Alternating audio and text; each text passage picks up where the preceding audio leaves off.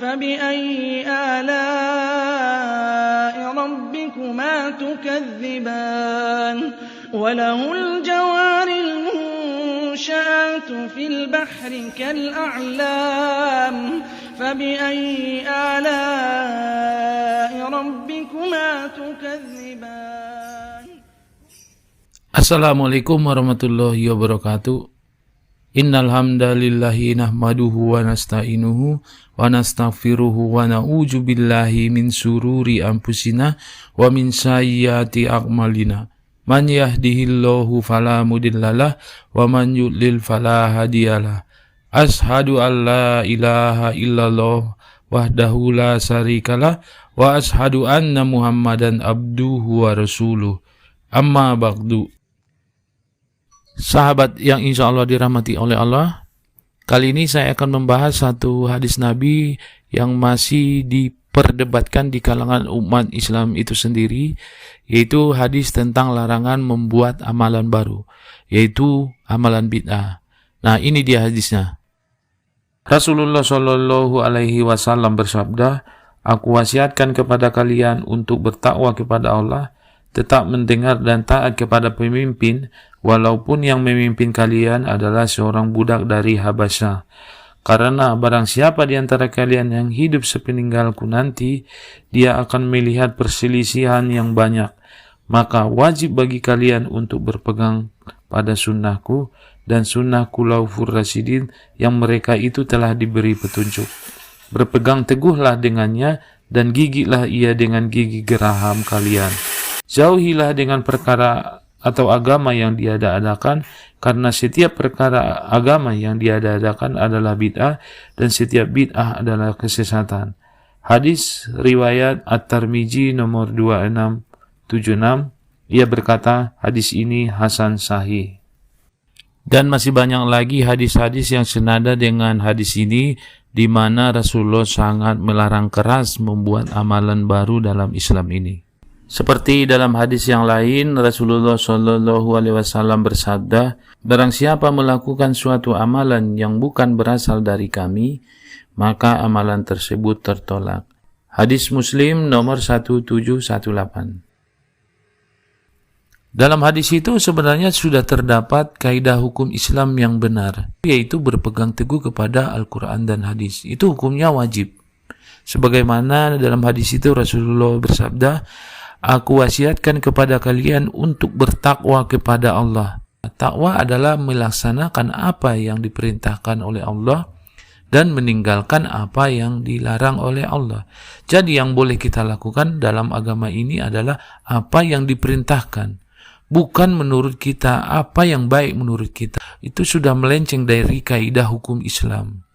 Nah, yang kedua di situ dikatakan oleh Rasulullah, "Jika kalian melihat perselisihan yang banyak, maka wajib bagi kalian untuk berpegang teguh kepada sunnahku dan sunnah khulafaur rasyidin yang mereka itu telah diberi petunjuk."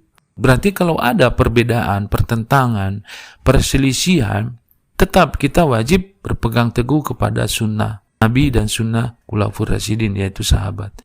Kita tidak boleh mengatakan, "Oh, ini menurut saya baik." Nggak boleh. Kalau selama itu, amalan itu tidak bersumber dari tuntunan Rasulullah, tidak bersumber dari hadis-hadis Rasulullah, berarti kita sudah melanggar kaidah hukum Islam yang benar.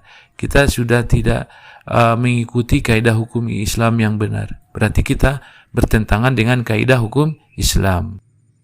Sebagaimana Rasulullah sudah mengingatkan pada hadis yang pertama tadi yang saya sampaikan, bahwa Rasulullah Shallallahu Alaihi Wasallam bersabda, "Barang siapa melakukan suatu amalan yang bukan berasal dari kami, maka amalan tersebut tertolak."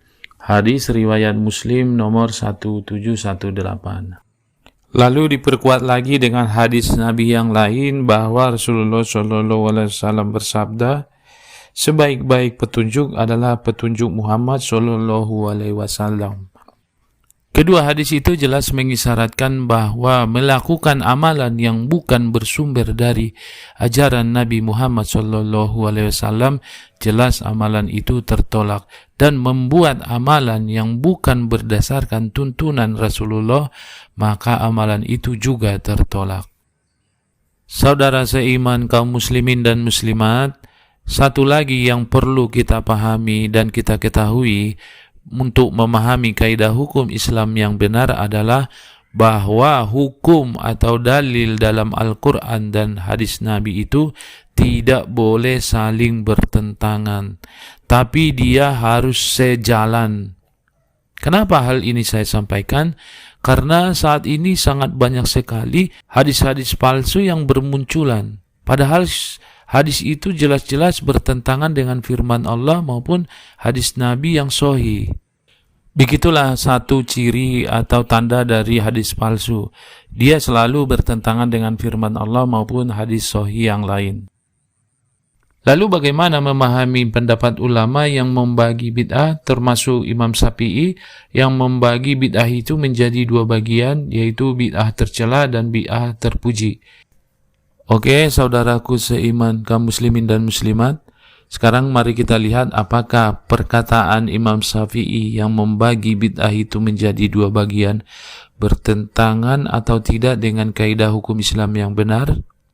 Nah, inilah ucapan Imam Syafi'inya. Imam Syafi'i rahimahullah berkata, bid'ah itu ada dua macam, yaitu bid'ah mahmudah yang terpuji dan bid'ah mazmumah yang tercela. Jika suatu amalan bersesuaian dengan tuntunan Rasul, itu termasuk amalan terpuji. Namun jika menyelisihi tuntunan, itu termasuk amalan tercela. Dikeluarkan oleh Abu Nuaim dalam Al-Hilyah 9113.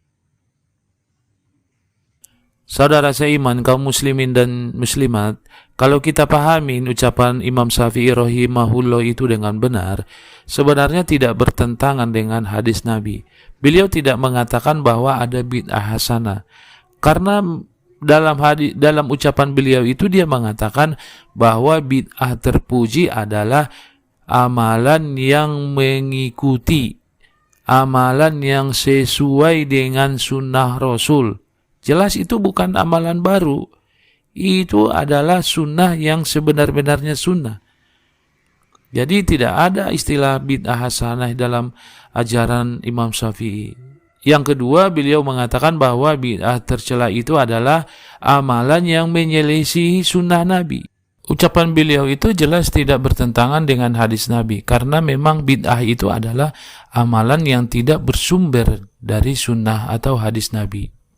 Jadi jangan karena Imam Syafi'i membagi bid'ah itu menjadi dua bagian, lalu kita menafsirkan seolah-olah Imam Syafi'i membenarkan adanya bid'ah hasanah dalam amaliyah. Itu salah besar, karena beliau jelas mengatakan bid'ah tercela adalah amalan yang menyelisihi atau tidak sesuai dengan sunnah Nabi. Jadi tidak ada perkataan beliau yang mengatakan boleh membuat amalan baru yang baik dalam agama ini. Itu adalah pemahaman yang keliru. Jadi kalau kita mengatakan mengikuti manhaj Imam Syafi'i, ya kita harus mengikuti kaidah hukum beliau. Jangan hanya menafsirkan dari sampulnya aja. Tapi kita harus memahami atau mengikuti apa makna yang dia sampaikan tentang pendapat beliau dengan benar. Jadi kesimpulannya, kita jangan memahami makna bid'ah itu dari segi makna bahasa. Karena kalau dipahami secara makna bahasa, sesuatu yang tidak ada di zaman Nabi itu memang ada hal-hal yang baru yang ada di zaman ini. Seperti teknologi, ilmu pengetahuan. Tapi yang dilarang oleh Rasulullah itu adalah bid'ah dalam urusan agama. Apa yang sudah disampaikan oleh Rasulullah dari perintah Allah, semuanya sudah disampaikan dengan sebaik-baiknya, dengan sebenar-benarnya, tanpa mengurangi, tanpa menambah, dan tanpa menyembunyikan. Nah, agama inilah yang harus kita ikutin, bukan urusan duniawi. Makanya dalam hadis itu Rasulullah mengatakan, barang siapa yang melakukan amalan yang tidak berdasar dariku, maka amalan itu tertolak.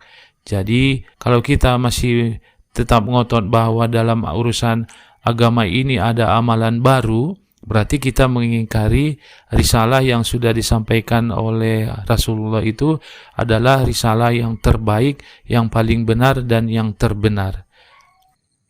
Saudara seiman kaum muslimin dan muslimat, Jika ada penyampaian saya yang kurang berkenan atau membuat Anda sedikit tersinggung, untuk itu saya mohon maaf, karena kesalahan itu datangnya dari saya dan kebenaran itu datangnya dari Allah Subhanahu wa Ta'ala. Dan saya akhiri dengan doa penutup majelis. Subhanakallahumma wa hamdika asyhadu an la ilaha anta astaghfiruka wa atubu ilaik. Assalamualaikum warahmatullahi wabarakatuh.